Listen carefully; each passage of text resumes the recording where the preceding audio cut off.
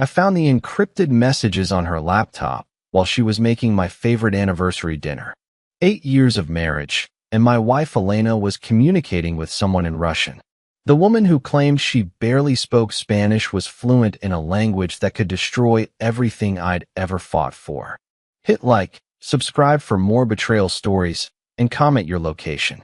My name is Marcus Kane, and I've spent 12 years as a Delta Force operator. I've survived Taliban ambushes, neutralized high-value targets, and protected American interests in places most people can't pronounce. But nothing, absolutely nothing, prepared me for what I discovered on October 15th, the night that was supposed to celebrate 8 years of what I thought was the perfect marriage. Elena was in the kitchen, humming that soft melody she always did when she cooked. The smell of garlic and rosemary filled our suburban Virginia home, the same home we'd bought 3 years ago when I finally got stationed stateside. She was wearing that blue dress I loved, the one that made her dark eyes look like midnight stars. Everything felt normal.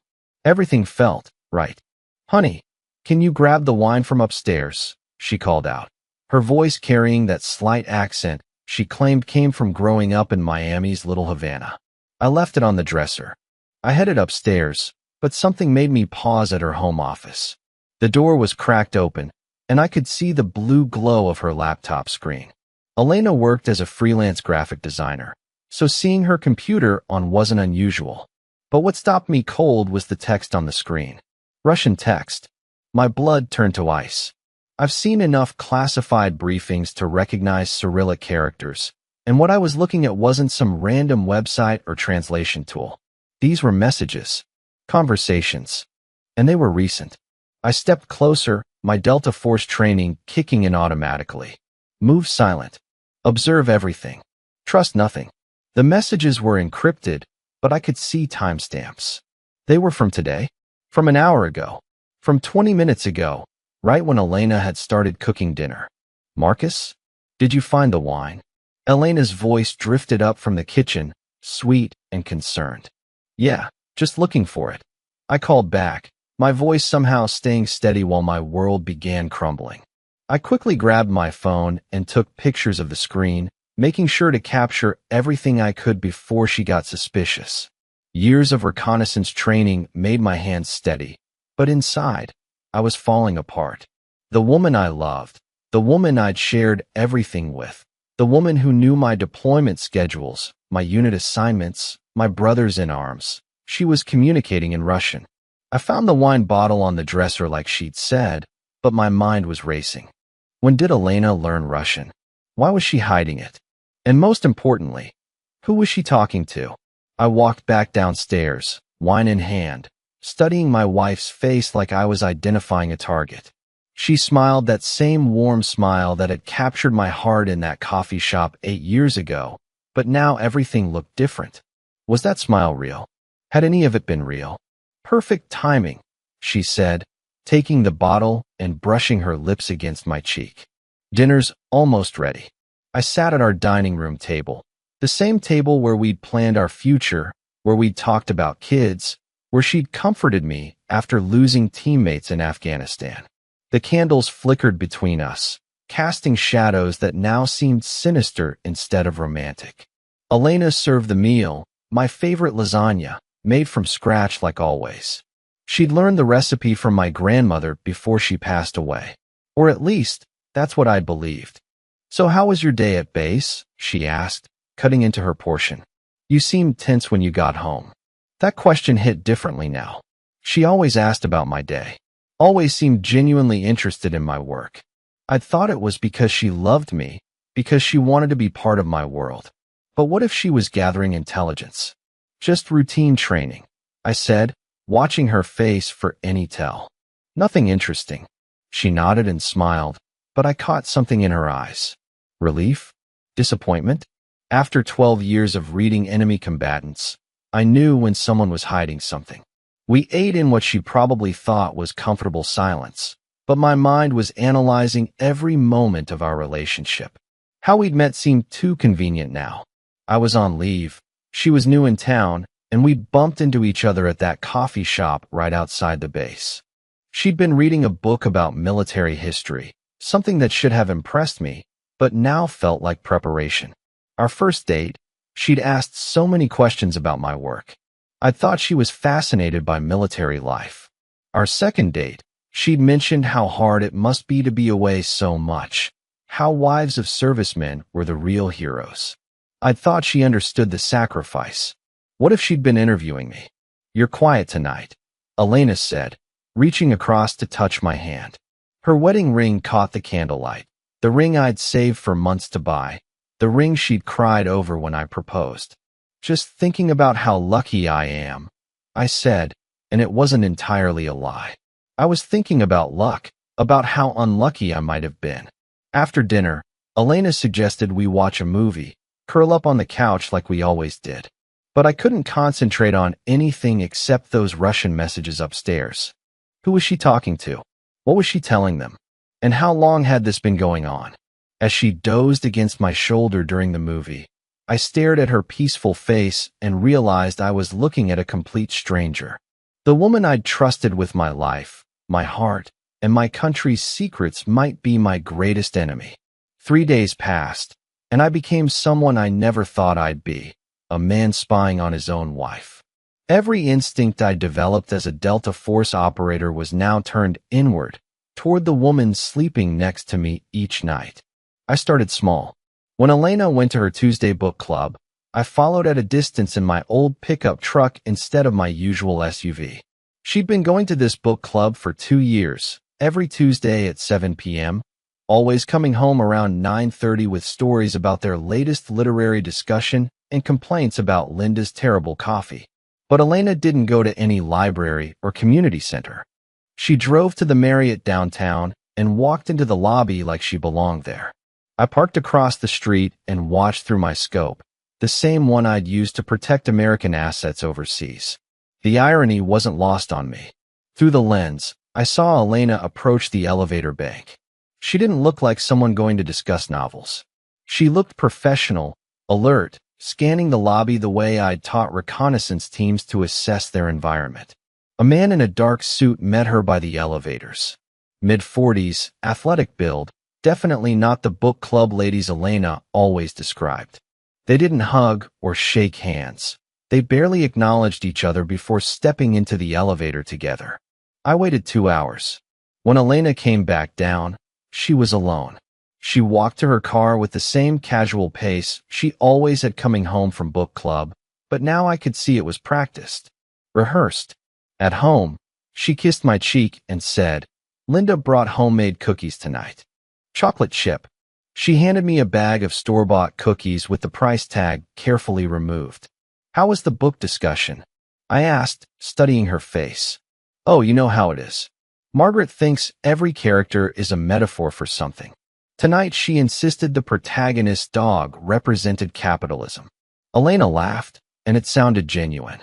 I swear, sometimes I think she just makes stuff up. She was good, really good. If I hadn't seen her at that hotel, I would have believed every word. The next morning, while Elena was at the gym, or at least where she claimed to be going, I accessed her laptop again. This time, I came prepared with a flash drive containing software my tech specialist buddy Jake had given me years ago. The kind of software that wasn't exactly legal for civilian use. The encrypted messages were still there, but now I could see more. Timestamps going back months. Multiple contacts. And buried in the cache, fragments of English text that made my blood run cold. Target's deployment schedule confirmed for November. Subject discussed operation details during dinner conversation. Recommend maintaining current positioning for maximum intelligence value. Subject. They were calling me the subject. I photographed everything before clearing my digital footprints and closing the laptop. My hands were shaking now, something that hadn't happened since my first firefight in Kandahar. Elena returned from her gym session in full workout gear, hair slightly messed, just the right amount of perspiration on her forehead. She'd thought of everything. "Good workout?" I asked. "Brutal. Jennifer had us doing these new CrossFit routines. I can barely lift my arms." She demonstrated by raising her arms and wincing slightly. Perfect performance. But I'd noticed something. Her gym bag was clean. No chalk dust from weights. No smell of rubber mats. And her workout clothes looked freshly wrinkled, not worn. That afternoon, I made a decision that felt like stepping off a cliff. I called in a favor from my old unit commander, Colonel James Mitchell. If anyone could help me figure out what I was dealing with, it was him. "Marcus, good to hear from you. How's married life treating you?" His voice was warm, genuine. Mitchell had been at my wedding, had given a toast about finding someone who could handle a soldier's heart. "Actually, Colonel, I need to ask you something. Hypothetically." There was a pause. Mitchell knew me well enough to hear the weight in my voice. "What kind of hypothetical are we talking about?" "If someone close to a Delta operator was potentially compromised, what would be the protocol?" The silence stretched long enough that I wondered if the call had dropped. "Marcus, are you secure?" "Yes, sir. Meet me at the usual place." 1 hour. The usual place was a diner 40 minutes outside base, the kind of place where Mitchell and I had debriefed difficult missions over coffee and pie. When I arrived, he was already in our regular booth, looking older than I remembered. "Talk to me, son." I told him everything. The Russian messages, the fake book club, the intelligence fragments. Mitchell listened without interruption, his expression growing darker with each detail. "How long have you suspected?" he asked finally.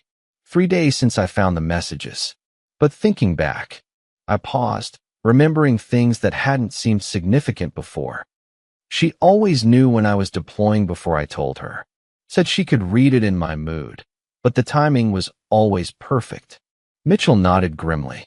"The Kandahar operation last year. The one where we lost Rodriguez and Paulson." My stomach dropped. "Sir, intelligence leak. Someone with access to operational details fed information to hostile forces. We never identified the source." He leaned forward. "Marcus, when did you tell Elena about that mission?" I closed my eyes, remembering. 2 days before deployment. We were in bed, and she was worried about me going back overseas. I told her it was just routine reconnaissance, but I mentioned the region. Jesus Christ. Mitchell ran his hand over his face. "Rodriguez had 3 kids, Marcus. 3 little girls who will never see their father again." The weight of that hit me like a sniper's bullet. If Elena had been feeding information to enemy forces, then my wife wasn't just betraying me. She was responsible for the deaths of my brothers. Men I'd served with. Men I'd promised their families I'd bring home safe. "What do I do, Colonel?" Mitchell was quiet for a long moment, staring into his coffee. "Officially, I have to tell you to report this immediately to counterintelligence. And unofficially, you're walking into a situation that could destroy everything you've ever believed about your life. Your marriage, your judgment, your ability to trust anyone ever again." He looked up at me. "Are you prepared for that?" I thought about Elena's laugh when she watched comedies, the way she cried during sad movies, how she'd held me when I came back broken from Afghanistan. 8 years of memories that might all be lies.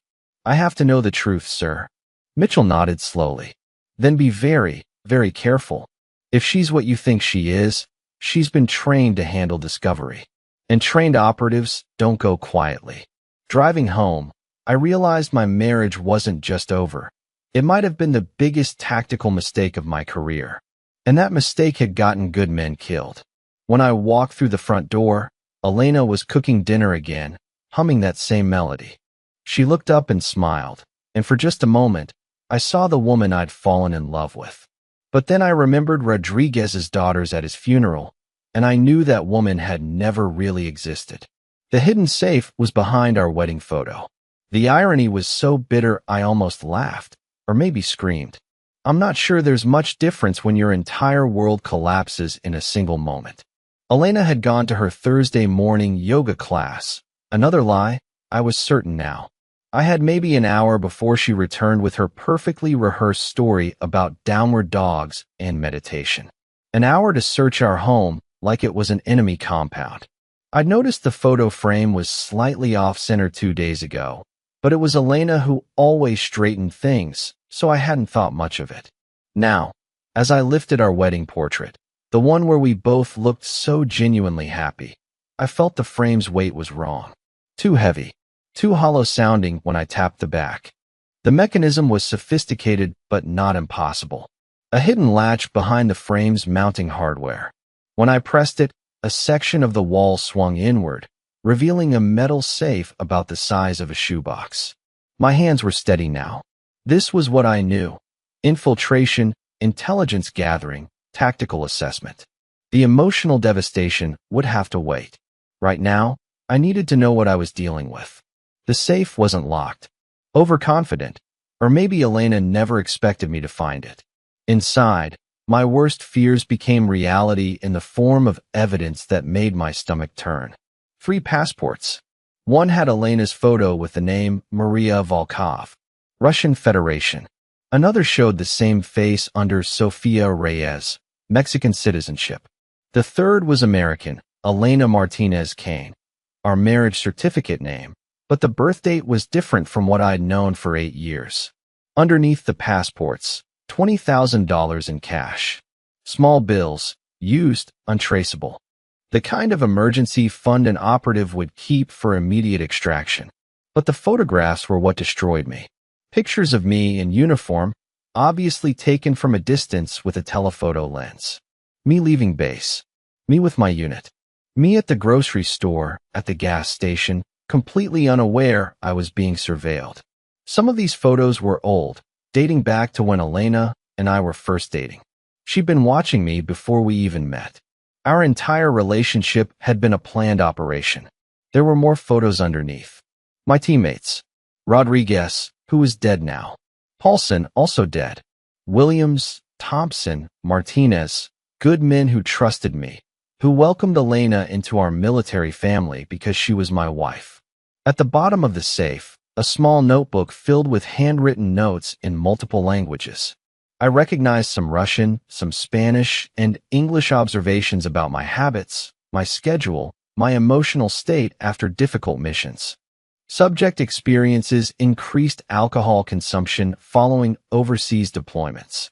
Subject discusses operational stress during intimate moments. Recommend continued emotional availability. Subject maintains close relationships with unit members, potential additional intelligence sources. Subject. Always subject. Never Marcus, never husband. I was a target to be managed, not a man to be loved. My phone buzzed with a text from Elena. Running late. See you for lunch. Love you. Love. That word felt like poison now. I photographed everything quickly, then returned the safe to its original condition. The wedding photo went back in place, still slightly off-center, just as Elena maintained it. I was learning that nothing in our house was accidental. Everything was calculated. At lunch, Elena was particularly affectionate. She brought takeout from my favorite sandwich place, something she'd done randomly throughout our marriage. Now I wondered if these gestures followed a pattern I'd never noticed. You seem distracted lately, she said, reaching across to touch my hand.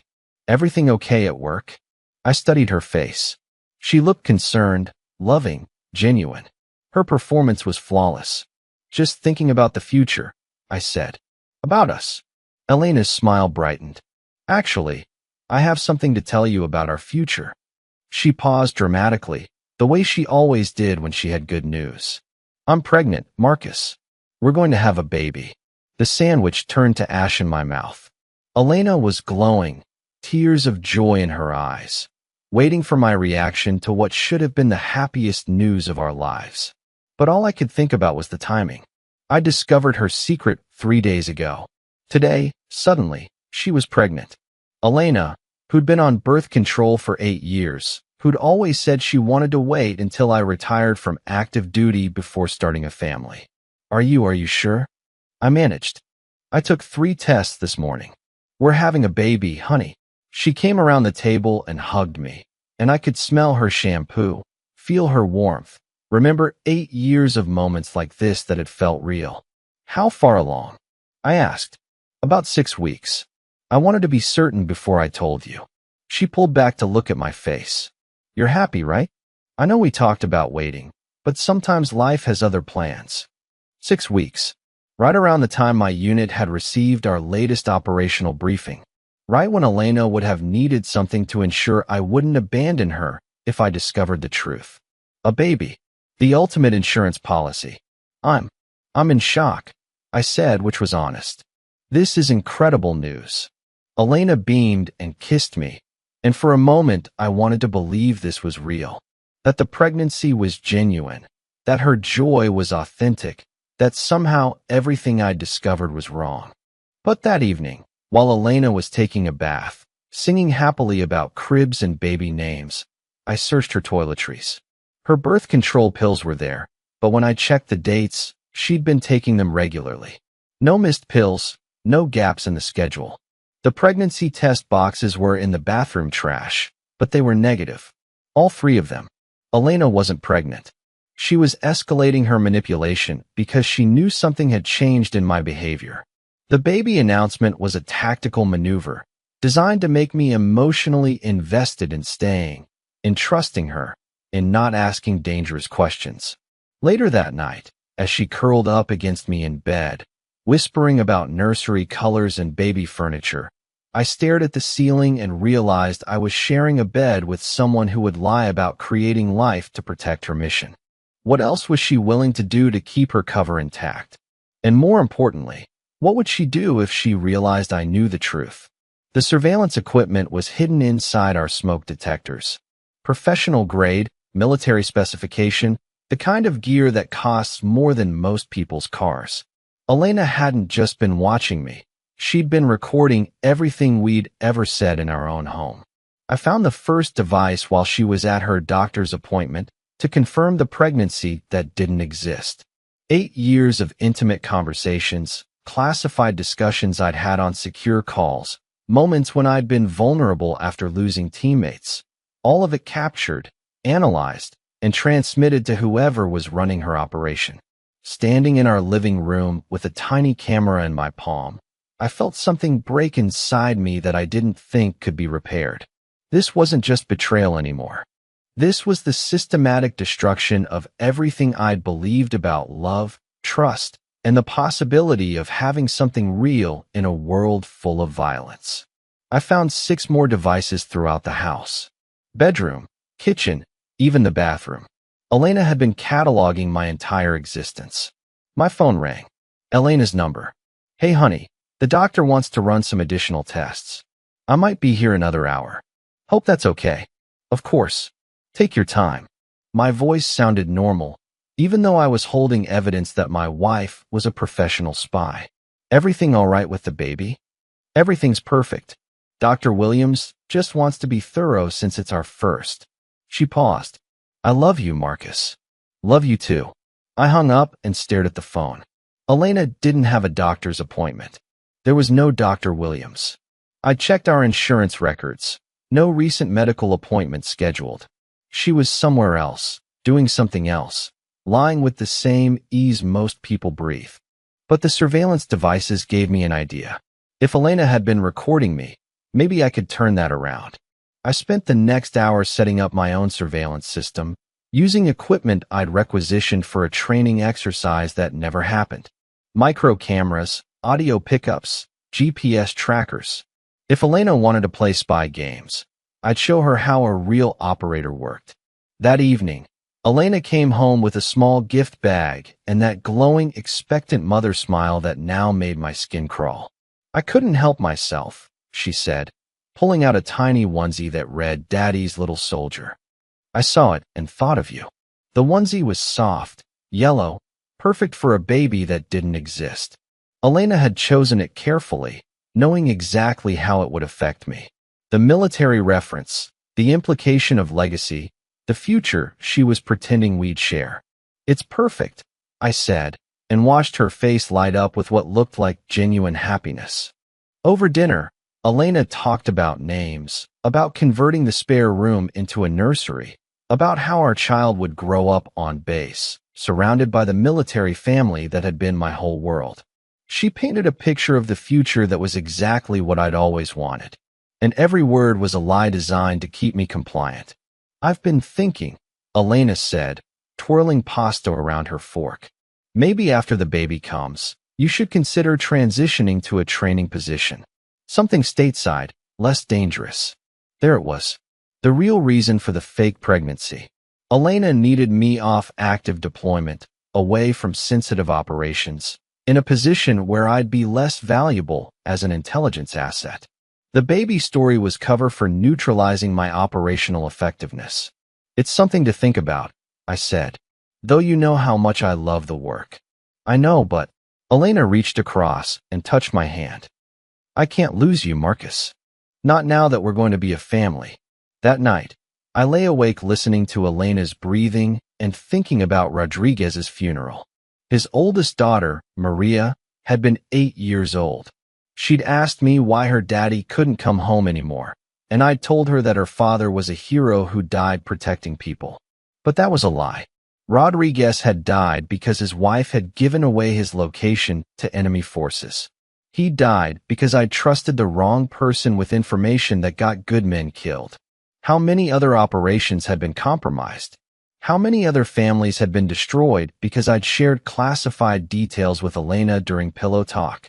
I thought about Williams, who'd been wounded in Syria last month when our convoy hit an IED in exactly the wrong place. Thompson, whose helicopter had taken fire from coordinates that shouldn't have been known. Martinez, whose safe house had been burned 3 hours after our unit arrived. Elena stirred beside me, murmuring something in her sleep. For a moment, she looked peaceful, innocent, like the woman I'd fallen in love with in that coffee shop 8 years ago. But I'd learned that the woman in that coffee shop had never existed. Elena Martinez Kane was a carefully constructed identity, designed to get close to me, to extract information, to turn my love into a weapon against my own country. The next morning, while Elena was in the shower, I checked the GPS tracker I'd placed on her car. Her yoga class the day before had actually been a trip to a warehouse district across town. No yoga studios in that area, but plenty of places where someone could meet a handler without being observed. I also checked the audio surveillance I'd placed in her car. Elena had made 2 phone calls during her drive, both in Russian, both too quick for me to translate fully. But I caught enough words to know she was reporting on my behavior, my emotional state, my level of suspicion. Subject showing increased stress indicators, she'd said. Recommend accelerating timeline. Accelerating timeline for what? Elena came downstairs in her robe, hair still damp, looking like every military wife getting ready for another normal day. She kissed my cheek and started making coffee, humming that melody I now realized might be a Russian lullaby. What's your schedule today? She asked casually. Standard briefing at 0800, training exercise until 1500. I gave her the real schedule, but nothing that would compromise ongoing operations. What about you? Quiet day? Maybe some shopping for nursery ideas. Elena smiled. I'm thinking about soft colors, something peaceful for our little one. Our little one.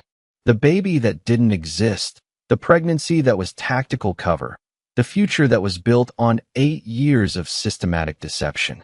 I finished my coffee and kissed her goodbye, just like I had every morning for 8 years. But this time, I noticed Elena's shoulders relax slightly after I left, like she'd been holding tension I hadn't seen. She was as relieved to see me go as I was to escape. Driving to base, I realized that Elena wasn't just destroying my marriage. She was destroying my ability to protect the people I'd sworn to defend. Every day I stayed with her was another day she could gather intelligence that would get more of my brothers killed. The fake pregnancy wasn't just manipulation. It was a weapon aimed at the heart of everything I'd ever stood for. And I had no idea how to defuse it without destroying myself in the process. I confronted Elena on a Tuesday night, exactly 2 weeks after finding those Russian messages. I'd planned it like any other military operation, controlled environment, strategic timing, multiple exit routes. What I hadn't planned for was how it would feel to watch the woman I loved transform into someone I'd never seen before. Elena was in the kitchen, preparing what she thought would be a normal dinner. She was wearing my old army t-shirt, the one she'd stolen from my drawer years ago and claimed as her own. Her hair was pulled back in a messy bun, and she was humming that Russian lullaby while chopping vegetables. For 8 years, this scene had meant home to me. Safety. Love. Now it looked like a stage set, carefully arranged to maintain her cover. Elena, we need to talk. Something in my tone made her pause. The knife stopped moving. Her shoulders tensed slightly, a trained response to potential threat assessment. Of course, honey. What's on your mind? She turned toward me with that same warm smile, but I could see her eyes scanning my posture, my expression, looking for indicators of what was coming. I placed the printed photographs on the kitchen counter, the fake passports, the surveillance equipment, the notebook filled with intelligence reports about my habits, my weaknesses, my operational details. Elena stared at the evidence for exactly 3 seconds. Then her entire demeanor changed. The warm smile disappeared. Her posture straightened into something more professional. When she looked up at me, her eyes were different, calculating, cold, completely focused. This was the real Elena, and she was nothing like the woman I'd married. How long have you known? Her voice was different too. The slight accent was gone, replaced by crisp, unaccented English. 8 years of vocal performance, discarded in an instant. 2 weeks. Long enough to understand what you are. Elena nodded slowly, like she was processing tactical information. What do you want, Marcus? I want the truth. All of it. She was quiet for a long moment, studying my face the way I'd learned to read enemy combatants. Then she laughed, not the warm laugh I'd fallen in love with, but something sharp and bitter. The truth? You wouldn't believe the truth if I told you. Try me. Elena walked to the kitchen island, putting distance between us while maintaining visual contact. Classic defensive positioning. My name is Elena Volkov. I'm a captain in Russian military intelligence, assigned to long-term infiltration operations targeting American Special Forces personnel. The confirmation hit me like a physical blow, even though I'd known it was coming. Hearing her say it, in that cold, professional tone, made it real in a way that evidence couldn't. How long? I asked. The operation to get close to you specifically? 18 months of preparation before we met. Background building, accent training, relationship psychology, sexual preference analysis. Elena's voice was matter-of-fact, like she was briefing a superior officer. Every detail of Elena Martinez was designed to appeal to your psychological profile. And the coffee shop? Staged. We knew your patterns, your favorite locations, your emotional vulnerabilities after your tour in Afghanistan. You were dealing with survivors' guilt, isolation from civilian social structures, need for emotional connection. A lonely young woman with an interest in military history was the perfect approach vector. Each word was like a knife, cutting away 8 years of memories that I'd thought were real. Our first kiss, our wedding day, every moment of intimacy. All of it had been a psychological operation designed to turn me into a traitor. The pregnancy? Elena almost smiled. Insurance policy. Men like you respond to family obligations, legacy concerns. The pregnancy was designed to prevent you from taking any drastic action if you discovered inconsistencies in my cover. Jesus Christ. I sat heavily in one of the kitchen chairs, feeling like I'd been gut shot. Rodriguez and Paulson. The Kandahar operation. Collateral damage. Elena's expression didn't change.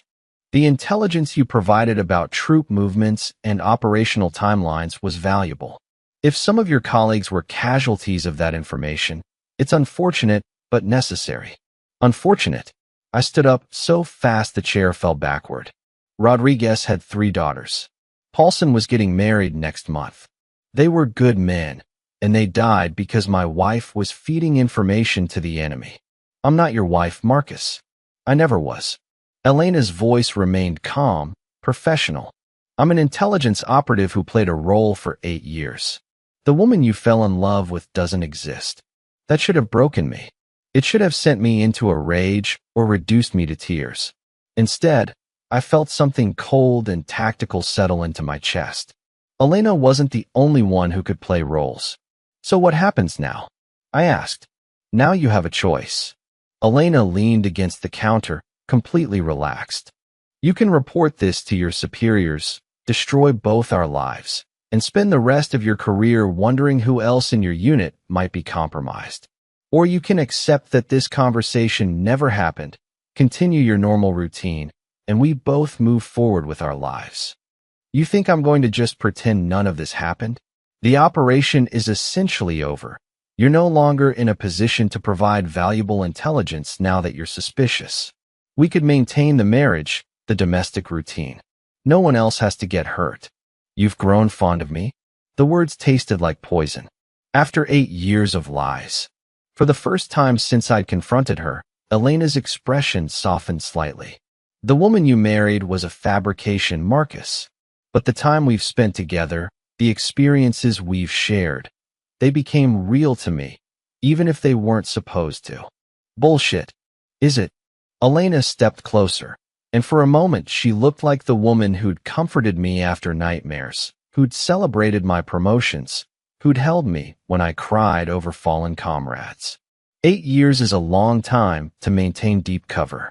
Sometimes the line between performance and reality becomes blurred. I stared at her face, searching for any sign of the Elena I'd loved. But all I could see was a trained operative trying to manipulate me one more time. Get out, I said quietly. Marcus, get out of my house. Get out of my life. If I see you again, if you contact me again, I'll turn over everything I have to military intelligence and let them sort out the damage. Elena nodded slowly, like she'd expected this outcome. I'll need time to pack. You have 30 minutes. Take only personal items. Everything else stays. As Elena walked upstairs to pack, I realized that the woman I'd spent 8 years loving had never existed. She'd been a weapon, carefully crafted and deployed to destroy me from the inside. And the worst part was, she'd succeeded. Elena's handler was Colonel James Mitchell, the man who'd been at my wedding, the man I'd trusted with my suspicions, the man who'd sat across from me in that diner and pretended to be shocked by the possibility that my wife was a foreign agent. I discovered this 3 days after Elena disappeared from our house, taking nothing but a single suitcase and leaving behind 8 years of carefully constructed lies. I'd been analyzing the surveillance footage from her car, trying to understand the scope of her operation, when I saw him. Mitchell, climbing into Elena's passenger seat outside that warehouse district location. Mitchell, the mentor who'd guided my career, who'd recommended me for Delta Force, who'd had access to every operation I'd ever been part of. The recording from Elena's car that day was in Russian, but I'd found a translator, a linguistics professor at Georgetown, who owed me a favor from my civilian contractor days. What she told me made my blood turn to ice. The asset is becoming suspicious, but Colonel Mitchell believes we can maintain operational security, Elena had said. He's convinced the subject trusts him completely. How long can we maintain the marriage cover? The voice responding was older, male, speaking accented English. As long as necessary.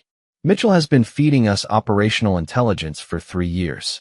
The subject's emotional attachment to me isn't the primary value anymore. It's Mitchell's position that matters now. 3 years. Mitchell had been feeding information to Russian intelligence for 3 years, and I'd been the unwitting conduit. Every mission briefing he'd given me, every tactical discussion, every moment of trust, all of it had been flowing directly to enemy forces. Rodriguez, Paulson, Williams, Thompson. Good men who died because the colonel they trusted was selling their lives to the highest bidder. I sat in my empty house, surrounded by the remnants of my fake marriage, and realized the betrayal went deeper than Elena. She'd been one part of a network that had infected the highest levels of my unit's command structure. My phone rang. Mitchell's number. Marcus, how are you holding up? I heard Elena left town suddenly. Family emergency. His voice was warm, concerned, exactly like it had always been. The performance was flawless. Yeah, her mother's sick. She might be gone for a while. I matched his tone, playing the role of the devastated husband. It's been hard. I'm sure it has. Listen, why don't you come by the office tomorrow? We should talk about your next assignment. Might be good to keep you busy while she's away. That sounds good, Colonel. I appreciate it. After I hung up, I stared at the phone and realized Mitchell was probably reporting this conversation to Elena's handlers within the hour.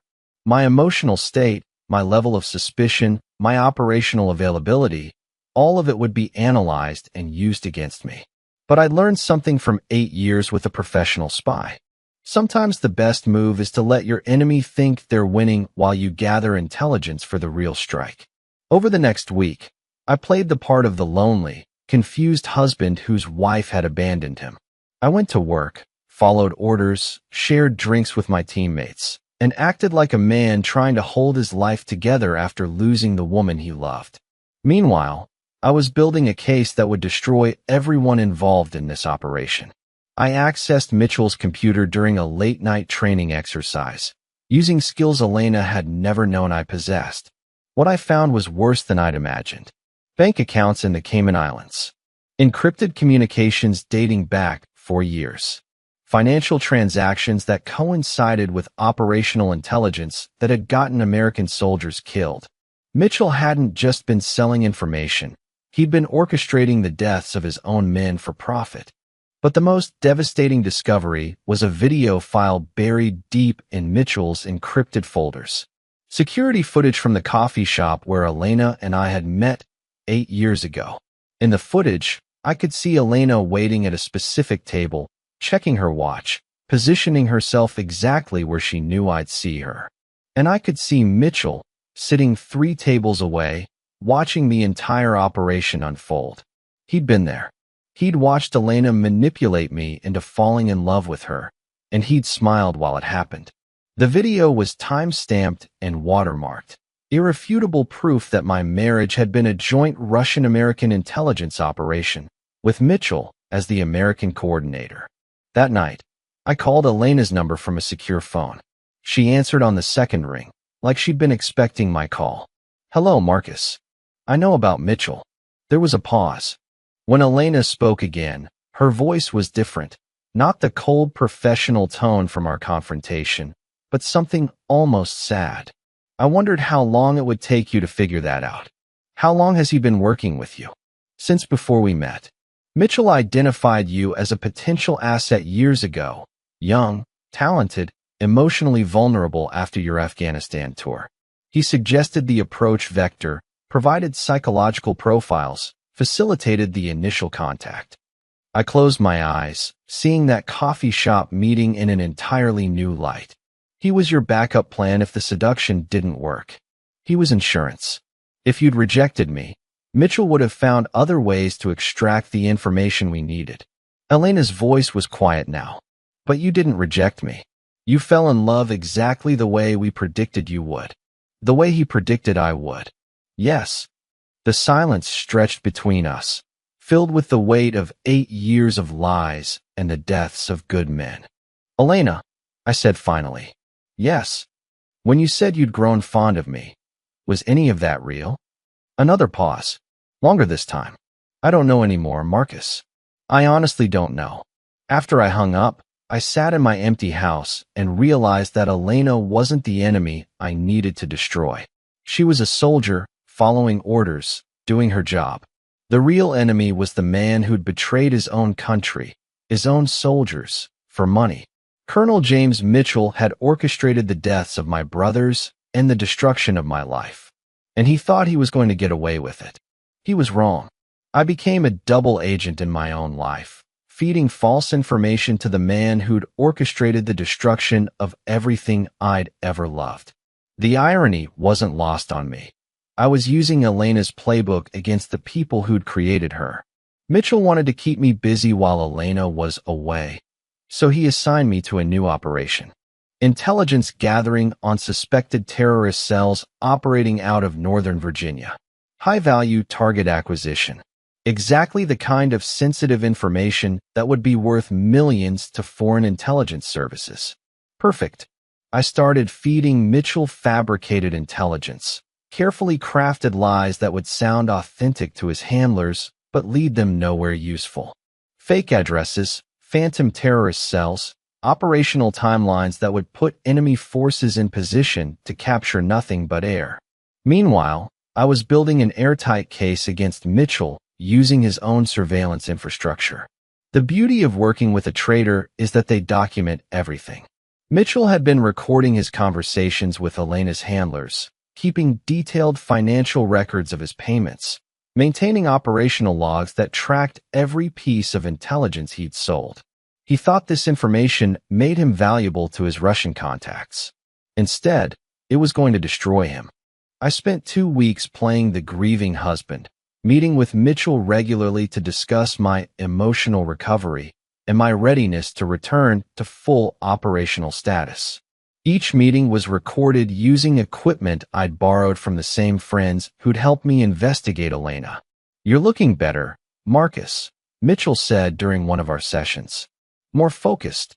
I'm trying to channel the pain into something productive, sir." Elena leaving, it made me realize how much this job means to me. This unit, this mission, it's all I have left. Mitchell nodded sympathetically. "That's the spirit. Your country needs dedicated soldiers like you, especially now with the new intelligence we're gathering. Speaking of which, how's the Northern Virginia operation progressing? Excellent work on those target locations you identified. My contacts are very pleased with the quality of intelligence you've been providing." There it was. Mitchell admitting on tape that he was passing classified information to outside contacts. Not military intelligence, not authorized agencies. Contacts who were pleased with intelligence that should never leave official channels. But the real breakthrough came when I accessed Mitchell's personal computer during a joint training exercise. Hidden in his encrypted files, I found something that made everything clear: Elena's real mission parameters.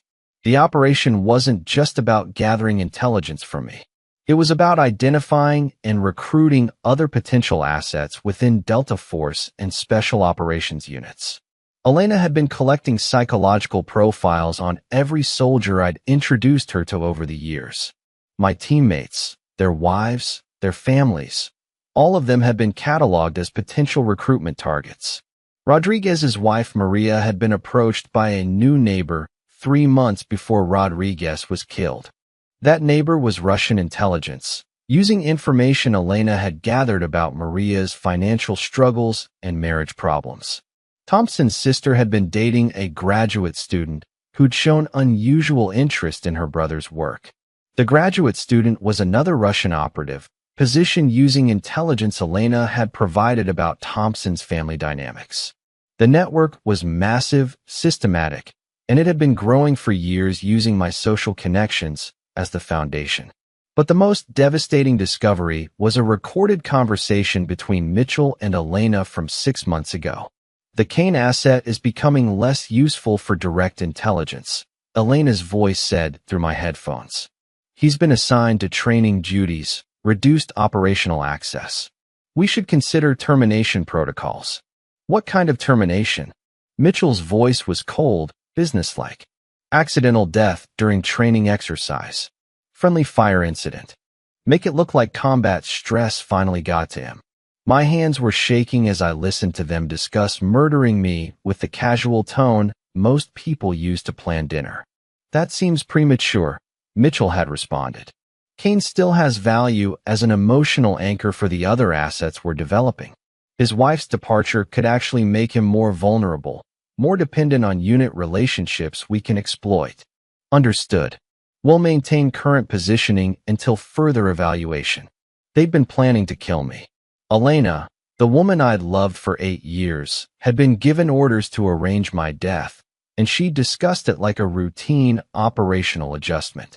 But Mitchell had kept me alive because I was useful for manipulating my teammates. They weren't just betraying me. They were using my friendships to betray everyone I cared about. That night, I made a decision that would have seemed impossible a month earlier. I called Elena. "I need to meet with you," I said when she answered. "That's not wise, Marcus. For either of us. I have new intelligence on the Northern Virginia operation. Mitchell wants me to pass it along, but I think we should discuss the operational parameters first." There was a long pause. When Elena spoke again, her voice was cautious but interested. "What kind of intelligence?" "High-value target locations. Financial networks. The kind of information that could compromise the entire terrorist cell structure we've been tracking. Where do you want to meet? I gave her an address, the same warehouse district where she'd been meeting her handlers, where I now knew Mitchell had been joining those meetings. Tomorrow night, 8 p.m. Come alone. Marcus, why are you doing this? I thought about Rodriguez's daughters, about Paulson's fiancée, about all the families destroyed by the information I'd unknowingly provided. Because I finally understand what side I'm really fighting for. After I hung up, I spent the evening preparing for what would either be the end of this nightmare or the beginning of something much worse. Elena thought I was offering to become a willing traitor. Mitchell thought I was an emotionally broken soldier ready to be fully recruited. They were both wrong. Tomorrow night, the hunter was going to become the prey. The warehouse meeting was a trap, but not the kind Elena expected.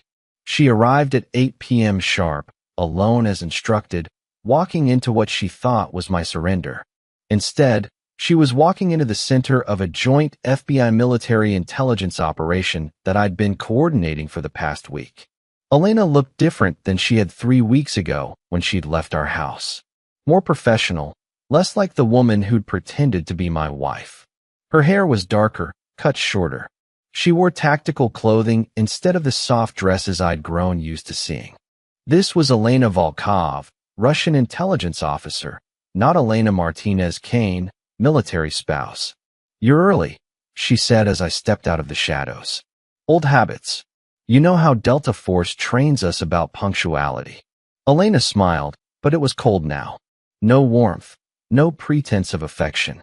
"So you're ready to join us officially? No more pretending to be the loyal American soldier."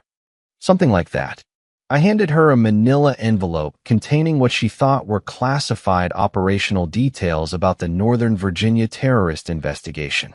In reality, the documents were carefully crafted intelligence bait, designed to expose the full extent of her network when she passed them along. Elena opened the envelope and scanned the contents quickly, professionally. Her expression remained neutral, but I caught the slight nod of approval. The intelligence looked authentic to someone with her training. "This is excellent work, Marcus. My handlers will be very pleased." I'm sure they will be. Just like they were pleased with the information that got Rodriguez and Paulson killed. Elena's head snapped up. For the first time since I'd known her, she looked genuinely surprised. "You know about that?" "I know about all of it. Mitchell's involvement, the recruitment network, the termination protocols. I know you discussed killing me 6 months ago." Elena took a step back, her hand moving instinctively toward where she'd be carrying a concealed weapon. But she stopped when she saw the red laser dots appearing on her chest. "FBI snipers," I said calmly. "Military intelligence has been listening to this conversation through the wire I'm wearing. Your operation is over, Elena." Instead of panic or anger, Elena looked almost relieved. She raised her hands slowly, following proper surrender protocols. "How long have you been working with them?" "Since the day I found Mitchell's financial records. Turns out the FBI has been investigating him for 8 months, but they needed someone with inside access to gather solid evidence. And I provided that evidence by meeting with you tonight. You provided that evidence by existing. Every conversation you've had with Mitchell, every intelligence handoff, every operational discussion, it's all been recorded. The Bureau has enough to dismantle your entire network." Elena nodded slowly, like she was processing tactical information. "What about Mitchell? He's being arrested right now, along with 6 other American personnel who've been feeding information to your handlers." I paused, watching her face. "It's over, Elena." Federal agents emerged from positions around the warehouse, moving with practiced precision to secure the area. Elena didn't resist as they cuffed her, didn't demand a lawyer or claim diplomatic immunity. She just looked tired, like she'd been carrying a weight for too long and was finally allowed to put it down. As they led her toward the waiting vehicles, Elena turned back to me. "Marcus, yeah. For what it's worth, the woman who fell in love with you was real. Not Elena Martinez-Kane. She was a fabrication. But somewhere in those 8 years, Elena Volkov started caring about you in ways that weren't part of the mission. I stared at her, trying to figure out if this was another manipulation or something approaching honesty. That doesn't change anything, I said. I know, but I wanted you to know anyway. After Elena was gone, I stood in the empty warehouse and tried to process what I was feeling. Relief that the nightmare was over. Anger at the years of deception. Grief for the marriage that had never been real. But mostly, I felt something I hadn't experienced in weeks, certainty about who I was and what I was fighting for. My phone buzzed with a text from Agent Sarah Chun, the FBI coordinator who'd been running the operation. Package delivered. Network neutralized. Debrief tomorrow at 0800. Tomorrow, I'd spend hours in interrogation rooms, providing details about every conversation, every intimate moment, every piece of intelligence Elena had extracted from me over 8 years. The debriefing would be thorough, professional, and utterly humiliating. But tonight, for the first time in months, I was going to sleep knowing that the people responsible for Rodriguez's death, for Paulson's death, for the betrayal of everything I'd sworn to protect, were finally facing justice. The woman I'd loved had never existed. The marriage I'd treasured had been a lie. The mentor I'd trusted had been selling my brothers' lives to enemy forces. But I was still alive. The network was destroyed. And somehow, that felt like enough. Walking to my truck, I realized that Elena's final words might have been the first honest thing she'd ever said to me. Maybe some part of the woman who'd shared my bed and my secrets had developed real feelings. But it didn't matter anymore. Real feelings don't resurrect dead soldiers or undo 8 years of systematic betrayal. Justice wasn't about forgiveness or understanding. It was about making sure the people responsible for destroying lives faced consequences for their choices. And tomorrow, that process would finally begin. Elena escaped federal custody during transport to the high-security facility where she was supposed to spend the rest of her life. The breakout was professional, surgical, and it happened exactly 48 hours after I'd thought this nightmare was finally over. Agent Chun called me at 0300 hours with news that made my blood turn cold. The prisoner transport van had been ambushed on Route 66, 20 miles outside D.C. 2 federal marshals were dead, and Elena Volkov had vanished like she'd never existed. How the hell does someone escape federal custody in broad daylight? I asked, pulling on clothes and grabbing my gear. Russian extraction team. Military precision, advanced intelligence about the transport route, inside knowledge of federal protocols. Chin's voice was tight with anger and something else, fear. This wasn't an opportunistic rescue. This was planned before she was even arrested. Which means what? Which means Elena's capture was part of their strategy. We thought we were neutralizing her network, but we were actually giving them exactly what they wanted: information about our counterintelligence capabilities, our surveillance methods, our operational priorities. I sat heavily on my bed, staring at the wedding photo I still hadn't removed from my nightstand. Even in custody, Elena had been playing a deeper game than any of us understood. There's something else, Chin continued. During the breakout, one of the marshals heard Elena tell her rescuers that the Kane asset needed to be neutralized immediately. The Kane asset. Me. Elena's final operational objective. They're coming for me. We think so.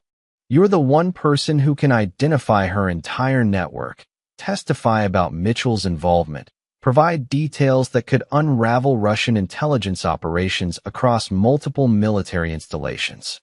Chin paused. Marcus, you need to disappear. Tonight. But I wasn't running anymore. I'd spent 8 years being manipulated, controlled, used as a weapon against my own country. If Elena wanted to finish what she'd started, she could come find me. No, I'm done hiding, done reacting. It's time to hunt the hunter. Marcus, this isn't a military operation. This is personal now. Elena knows you better than anyone. Your habits, your training, your psychological weaknesses. She's been studying you for 8 years. And I've been studying her for the past month. She thinks she knows me, but she doesn't know what I've become since I discovered the truth. I was already planning, already shifting into the operational mindset that had kept me alive through dozens of missions. Elena's advantage was that I trusted her. Now that's gone. What are you thinking? I'm thinking that Elena can't resist completing her mission. She's a perfectionist, and leaving me alive represents operational failure. She'll come for me, but she'll do it in a way that feels personal, that gives her psychological satisfaction. And you want to let her try? I want to be ready when she does. I spent the next week turning my house into a fortress. Security cameras, motion sensors, reinforced doors and windows. But more importantly, I studied Elena's psychological profile, her operational patterns, her emotional triggers. The woman who'd shared my bed for 8 years had told me more about herself than she'd realized. I knew she was methodical, patient, that she preferred manipulation to violence. I knew she had abandonment issues from her childhood in Moscow, that she'd been recruited young and trained to see emotional connections as tactical advantages.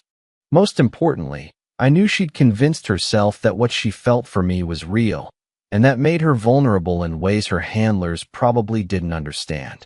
Elena made contact on a Thursday evening, using our old landline, a number only she knew, a phone I'd kept connected because some part of me had been hoping for this call.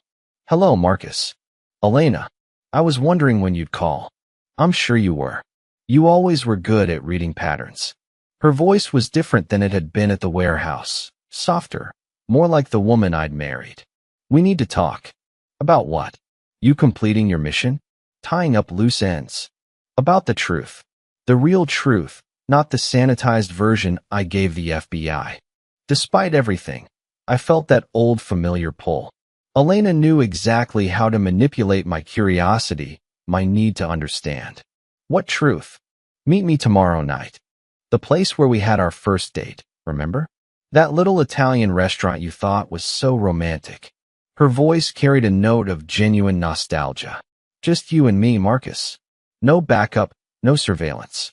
One final conversation between the people we used to be." The people we used to be don't exist anymore, don't they? After everything we shared, everything we meant to each other.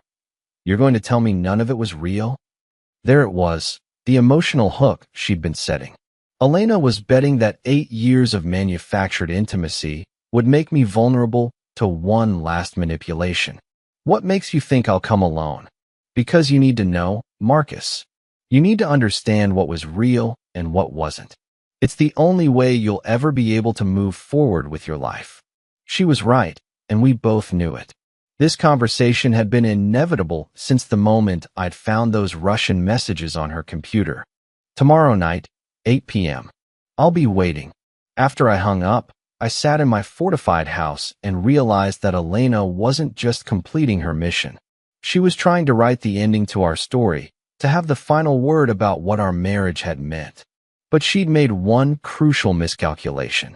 She thought the man she'd manipulated for 8 years would show up to that restaurant. Instead, she was going to meet the Delta Force operator who'd learned to see through her lies. Tomorrow night, one of us was going to walk away from that restaurant. And it wasn't going to be the Russian spy who destroyed my life and gotten my brothers killed. Elena wanted to finish our story. I was going to help her do exactly that. Elena was waiting for me at our usual table when I walked into Antonio's restaurant, just like she'd been waiting 8 years ago when this whole nightmare began. She looked smaller than I remembered, more fragile, wearing a simple black dress that made her look like she was attending a funeral. Maybe she was. "You came," she said softly as I sat down across from her. I said I would. The restaurant was nearly empty. Antonio's had never been popular, which was why Elena had chosen it for our first date. Privacy, limited witnesses, easy exit routes. I realized now that even our most romantic moments had been tactical decisions. "You look tired, Marcus." "I've had better months." I studied her face, looking for weapons, for backup, for any sign that this was another trap. But Elena looked genuinely alone, genuinely vulnerable. "You wanted to tell me the truth. So talk." Elena was quiet for a long moment, staring at her hands folded on the table between us. When she looked up, her eyes were filled with something I'd rarely seen from her, uncertainty. My real name is Katerina Volkov. I was recruited when I was 16 after my parents were killed in Chechnya. The state became my family. Intelligence work became my identity. Her voice was different now. No accent, no performance, just exhaustion. Elena Volkov was a cover identity I created for long-term operations. But Elena Martinez Kane, she became something I never expected. Which was what?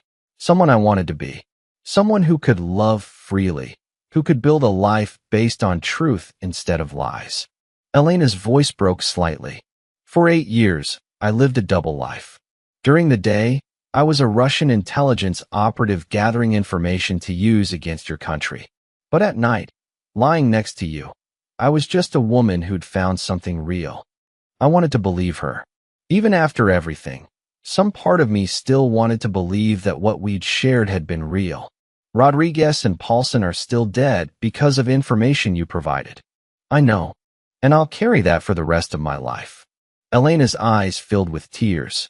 But Marcus, you have to understand, I tried to minimize the damage. The intelligence I passed along was always filtered, always delayed. I could have gotten dozens of your teammates killed, but I chose to limit the operational value of what I shared. That's supposed to make me feel better? It's supposed to help you understand that the woman who fell in love with you fought every day against the operative who was using you. Elena leaned forward. I destroyed my own mission, Marcus. I compromised operations, delayed intelligence transfers, provided false information to my handlers when I could get away with it. All because I couldn't bear to hurt you more than I already was. I stared at her across the table, seeing the woman I'd loved and the enemy who'd betrayed me occupying the same face. Why are you telling me this now? Because I'm done.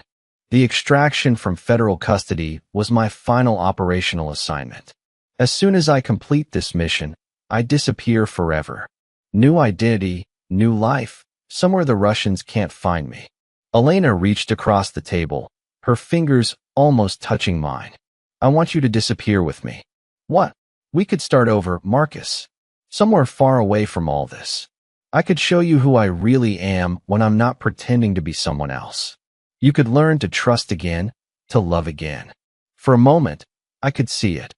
A quiet life somewhere tropical, Elena without her lies, me without my suspicions. A chance to salvage something real from 8 years of deception. But then I thought about Rodriguez's daughters, about Paulson's fiancé, about all the families destroyed by the intelligence Elena had provided. You said this was your final mission. What exactly is that mission, Elena? She was quiet for too long, and I saw the truth in her eyes before she said it. I'm supposed to kill you. But you won't. No, I won't. Elena's voice was firm, certain. I'd rather die than hurt you, Marcus. That's why I want us to disappear together. It's the only way we both survive this. I reached into my jacket and pulled out a small device, a recording transmitter that had been capturing every word of our conversation. FBI Agent Chun, you getting all this? Elena's face went white as she realized what was happening. Full recording obtained. Chin's voice crackled through the device. Suspect has confessed to espionage, conspiracy, and admitted intent to commit murder. Teams are in position. Elena looked at me with something between admiration and heartbreak. You played me, right to the end. I learned from the best. Federal agents surrounded our table as Elena sat perfectly still, no longer fighting, no longer trying to escape. She looked at me one final time as they placed her in handcuffs. The woman who loved you was real, Marcus. Whatever else you believe, know that she was real. 3 months later, I sat in a military courtroom as Elena Volkov was sentenced to life in prison without parole. She'd pled guilty to all charges in exchange for providing intelligence about Russian operations targeting American military personnel. Her testimony led to the arrest of 17 other operatives and the exposure of a network that had been operating for over a decade.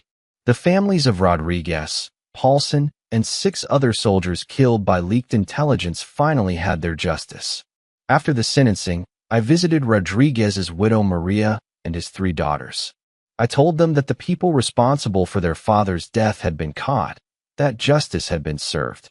Does it help? Maria asked me, knowing they're in prison? I thought about Elena, about the woman I'd loved who'd never really existed, about the 8 years of my life that had been built on carefully constructed lies. It helps, I said. Not with the grief, not with missing him, but it helps knowing that no other families will be destroyed the same way.